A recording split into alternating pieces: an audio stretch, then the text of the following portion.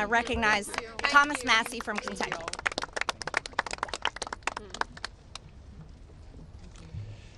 Well, there's 3 branches of government, and we're supposed to keep each other accountable. And that's what we're doing here today in the People's House. We're standing in front of the People's House with real people, not a hoax.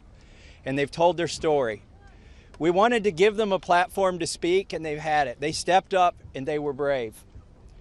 But I also today hope that they would persuade my colleagues to join this effort.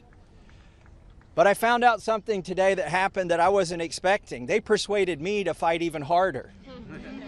I'm not going to give up.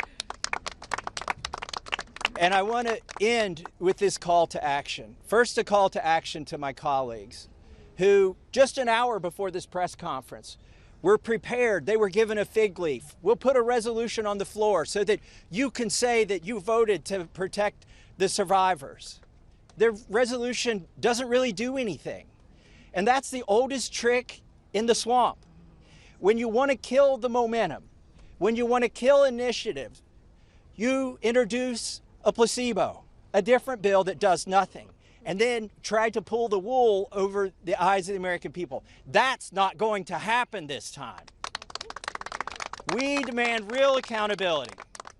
I encourage my colleagues, please, there's over 200 Republicans who have not signed this discharge petition. We only need 2 of them to sign it, and every Democrat will sign it, and that will get us the number we need to force this vote, to pass a law, not a polite request to the DOJ to police themselves. No, we need legally binding legislation to force that to happen. And my main call to action is to the people watching these live feeds that are going through these cameras right now.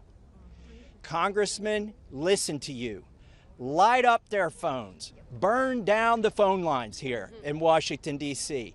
Ask them the questions that these survivors wanted you to ask them. Why won't you be for transparency? Don't accept their answer that the bill has a flaw or that the survivors don't want it.